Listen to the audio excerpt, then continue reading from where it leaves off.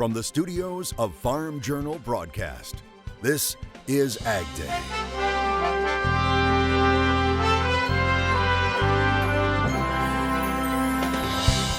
Coming up on AgDay, details are released on the latest China trade aid package for producers as experts weigh in on what it all means.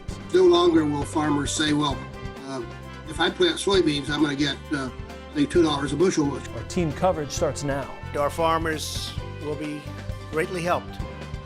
We want to get them back to the point where they would have had if they had a good year. AgDay, presented by the all-new Chevy Silverado, the strongest, most advanced Silverado ever.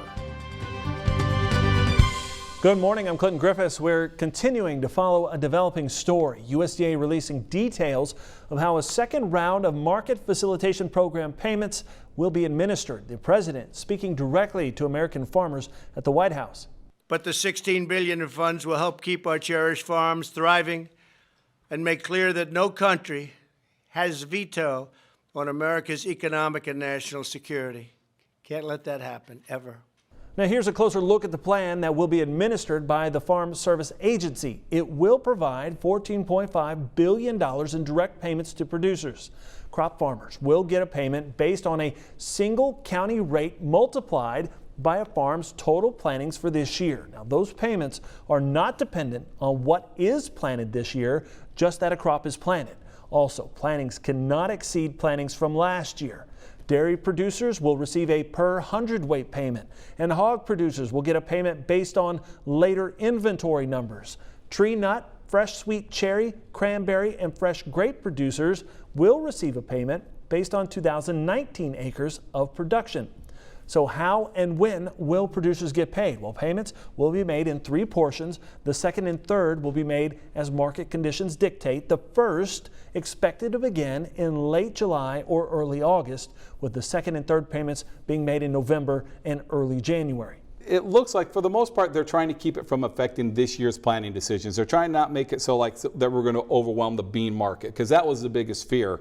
There's a lot of rhetoric they're getting $2 a bushel, and that was just going to encourage producers to essentially move away from corn and plant the beans. Right. And that's the last thing we need with a billion bushels of beans, or with a billion bushel carry in at this point. Now, the second round of MFP payments is structured differently than the first time around. USDA says part of that reason is to not sway farmers when it comes to what they will plant. AgDay's Betsy Gibbon has more on how the ag community is reacting to this. Well, this time non-specialty crops will have the same one single payment rate, whether you plant alfalfa hay to cotton. It just depends on your county. The news is much different than what anyone anticipated earlier in the week when a single tweet lowered the soybean market on potential leaked information. A market consultant and economist says even though the payments are unknown, there may not be a big incentive to get those soybean acres planted, particularly in areas that will have a very late harvest. But the last thing we want to do is to encourage farmers to plant too many soybeans, because as everyone knows, we're looking at a carryout this fall of 1 billion bushels.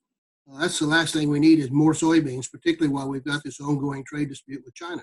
Even though we don't know the payments, Bays thinks some farmers who can't get corn in the ground may still go ahead and take those preventative plant payments. All right, thanks, Betsy. Details, they're still coming out. You can count on us to continue our coverage on air and online. Check out the latest news and information from our reporting partners over at agweb.com or follow us on Twitter, Facebook, and Instagram. As for where things stand between the U.S. and China, China is blaming the U.S. for wrecking trade talks between the two countries. A ministry spokesman said, quote, China's stance on the talks have been clear. If the U.S. wants to resume talks, they should show sincerity and correct their wrong practices, end quote. Now, the U.S. blames China for backing out on parts of a possible trade deal that had already been agreed to, while China blames the U.S. for increasing the trade war with further tariffs on Chinese goods. There has been no word on new talks being scheduled between the two sides. The latest comments sent U.S. stocks sliding on Thursday. We will have closing numbers coming up. Some highs and lows to report when it comes to ag product moving overseas.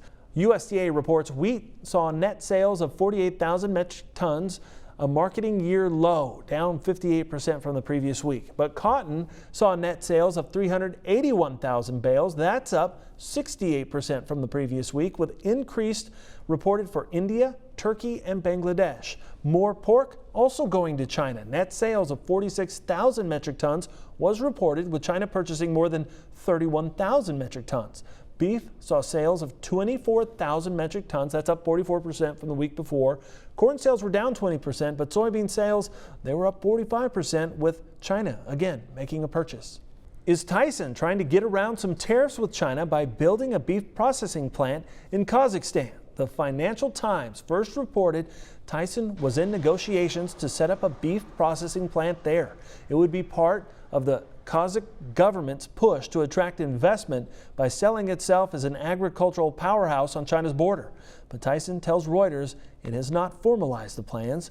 China's demands for pork, beef, chicken, and fish has been forecasted to go higher as African swine fever decimates the country's pig herd.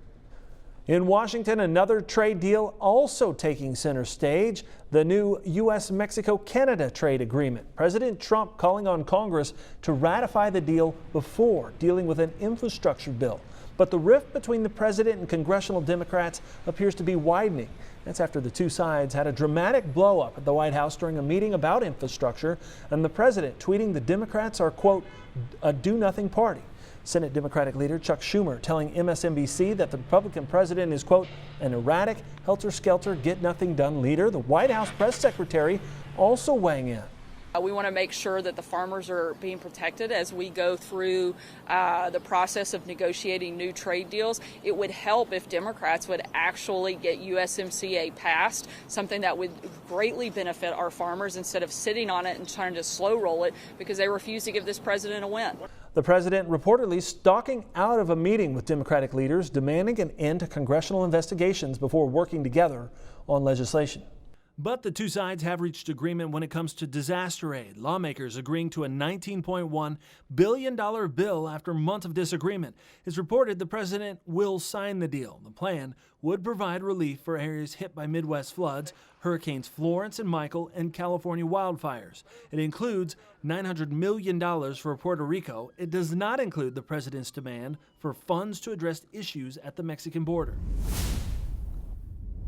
Meanwhile, the rain just keeps coming. Meteorologist Cindy Clausen joins us with today's crop comments. Cindy. Well, Clinton, we know it's difficult for producers right now who can't get out into the fields due to all the rain. But some folks are taking it all in stride. Sean Poppert, who lives in Nebraska, sent us this video. Now, some rubber duckies are floating along a big puddle on his property. Sean says, quote, this sums up Plant 19. And I'm sure a lot of people would agree with you, Sean. Thanks so much for sharing. I just love that video. Let's take a look at the wind speed forecast for today. We're heading through our Friday and we're looking at stronger winds, especially out in the plains and upper Midwest as we head through the day. As we go into the overnight hours, still have to watch those winds, especially in the central and southern plains. And then as we head through Saturday, we see more windy conditions over into the Great Lakes and then also spreading into the Four Corners region. I'll have more on your national forecast coming up. Still ahead, as the rain continues to fall, what does that mean for planting? Our analysis may help you make some difficult decisions. Plus, storms continuing to hit the heartland hard. We take a tour of the damage coming up on AgDay. Closed captioning is brought to you by BASF. Grow smart with BASF. We create chemistry.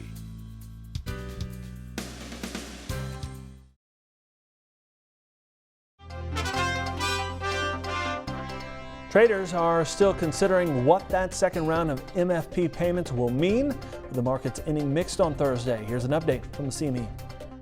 The corn, soybeans, and wheat really kind of lift off here over the last week with weather concerns looming and planting delays extending. On top of that, we had a conference call with the USDA today, kind of threw a lot more question marks into the situation. We're looking at a potential acre shift, and acres going to prevent.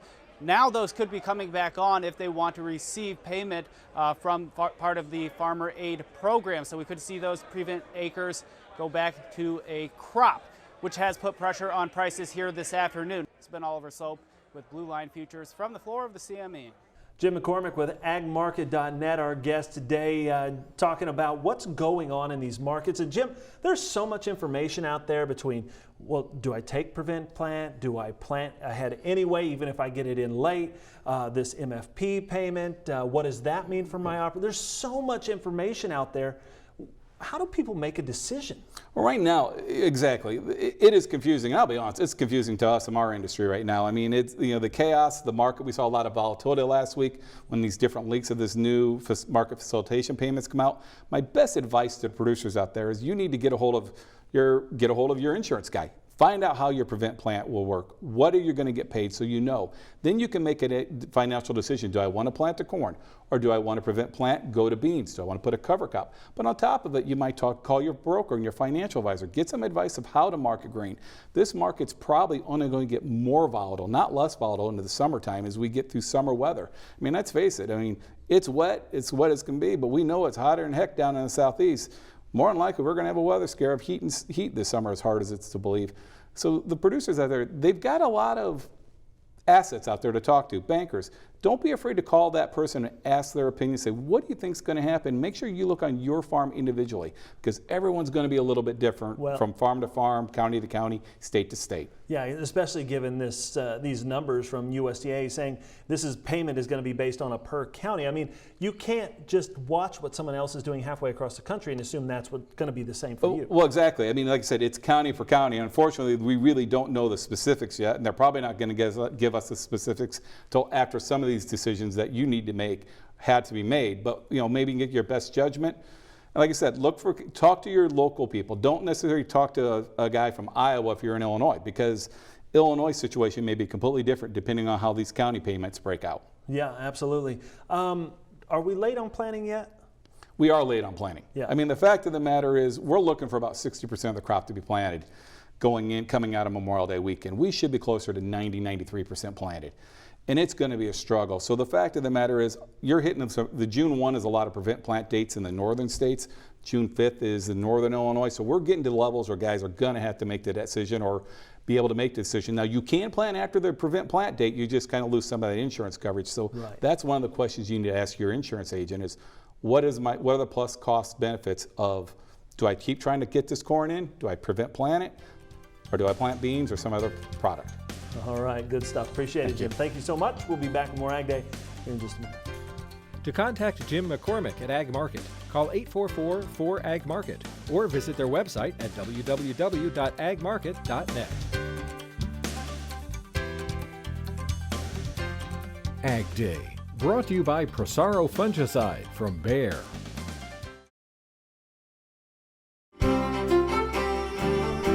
Welcome back to Ag Day. Here, meteorologist Cindy Clausen looking at the weather map. And Cindy, looks like more rain right through the middle of the country again today. I'm telling you, it just won't shut off. You know, it's a bad thing because so many people, they need to get in their fields. The flooding has just been awful, and it looks like we're going to see more rain there today. Let's take a look. The big weather maker will be right here in the nation's midsection once again. We've got low pressure. We're going to see some showers, maybe some thunderstorms in the Dakotas. More rain probably than anything else. More showers and thunderstorms, though, as you get down into the central plains and even the southern plains. We'll see some wet weather along the warm front as well. As we put this into motion, everything kind of moves up to the north and to the east. So look for that wet weather into the upper Midwest and into parts of the northern plains. We'll see areas of heavy rain, though, along the front as we head from Texas, northern Texas, into Oklahoma, Kansas as well. We'll see some scattered showers as we get out into the west. Heading through our Friday, we're going to be seeing more showers, maybe some thunderstorms as we get into the Great Lakes, and we'll see some more activity stretching out all along our front, especially as we get into those afternoon hours, the heating of the day. You really see those showers and thunderstorms blooming. You might even have some scattered stuff in that heat and humidity in the southeastern United States as well. Speaking of precipitation, yikes. I mean, this is just really bad. The past 24 hours, we're looking at another 6, 7, 8 inches in spots. This is our estimated from our model. But then when you add on the next 24 hours, we're going to add more to it on the same areas, and we're going to spread it even a little bit further to the south. But you'd see a lot of the nation, especially the northern half, is going to be seeing at least some rain today. Temperature-wise, still really warm in the southeastern quadrant and along much of the south. The cooler temperatures off in the western United States and a little bit cooler, but certainly comfortable in the northeast as well. Overnight, we'll see those temperatures dipping down into the 40s on the backside of that system. Some more mild temperatures in the 60s and to the 70s as you get further to the east. And tomorrow, pretty similar temperatures, 80s, even some 90s in the southeast and into the southern plains. The cooler temperatures remain in the northwest. And that jet stream still shows that trough over the west. That's why we're seeing the cooler temperatures. And we're seeing that periodic rain there. We've got a big ridge in the eastern part of the country that brings the heat, but we're also on the front edge of that trough is generally where we see the stormier weather, and that's where we certainly have been seeing it. And we'll continue to see another trough then starting to come into the northeastern United States later on next week. That's your national forecast. Now let's check on the weather where you live. Mesa, Arizona, sunny and warm for you today with a high of 88 degrees. Leavenworth, Kansas, showers and thunderstorms, heavy rain possible with a high of 80 degrees. And Dothan, Alabama, sunny and hot, a high of 96. And we have more on the rain and deadly storms that tore through several states. The damage in some places is absolutely heartbreaking. Closed captioning is brought to you by BASF. Grow smart with BASF. We create chemistry.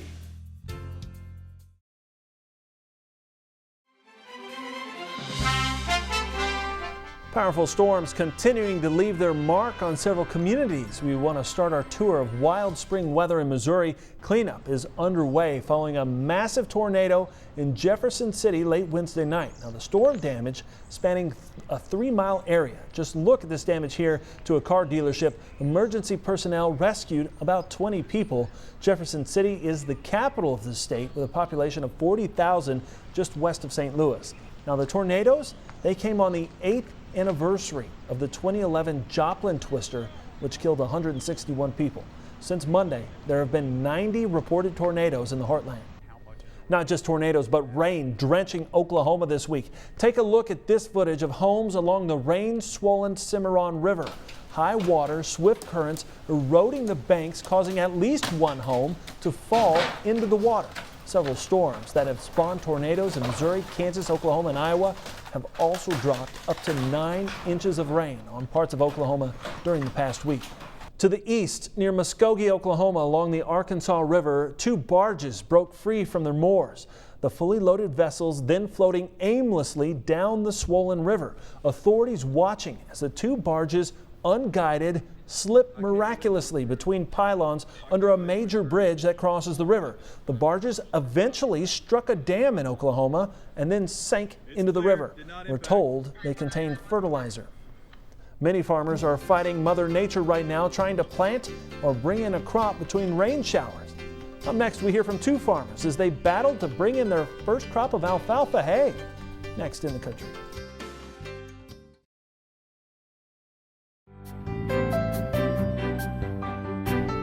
For some producers, it's a race against time in order to bring a crop in right now. Idaho Farm Bureau shared one farmer's efforts to get his first crop of alfalfa hay in between the raindrops. The week started out warm and sunny, and hay was down all over the valley. It's first crop alfalfa, and after a wet and cool spring, the yields look good. First cutting's good. I mean, it's good hay. Hay farmers were looking forward at the weather forecast that predicted gray skies, cooling weather, and rain. Cut hay in any form, windrowed or baled, would get wet by week's end. Veteran hay producer Tracy Walton is used to the annual contest against Mother Nature. Get the hay in the barn before it rains. So every spring, it's a race against Mother Nature for you, and it seems to me you always win. Is that what's going on this year? No, I always win. Yeah, this will be the first year maybe. Last year, we baled, beat Mother Nature, and it was Sunday. So we didn't haul. We got about 3 inches of rain on my baled hay that was perfect, and that rain went halfway through them. Should have went out and hauled. Should have skipped church, huh? Just down the road, Walton's son Terry is also putting up hay. He's had 6 hours of sleep in the last 3 days. We're trying to outrun the rain right now, and we're not really winning. We got 2 more fields to go, and the clouds are not working with us. And as the skies darken, Walton moves the baler into the last field. The sprinkles have started, and time is short. Father Tracy won his battle with the last of his big bales in the barn. He now is lending a hand to son Terry, who has 200 acres put up and this final 33 to go. We got real close. This is the last field. We just didn't quite make it. If we were about 3-4 hours ahead of where we are now, we would have made it. Just happened that way. We gave it our best. Hopefully tomorrow we can get a breeze and a little bit of something before the next wave of rain's supposed to hit us. Rained on hay will sell for about $40 to $50 less a ton on the open market. For the Voice of Idaho Agriculture, I'm Steve Ritter. And that's all the time we have this morning. We're sure glad you tuned in. Spend part of your day with us from all of us here at Ag Day. I'm Clinton Griffiths. Have a great day.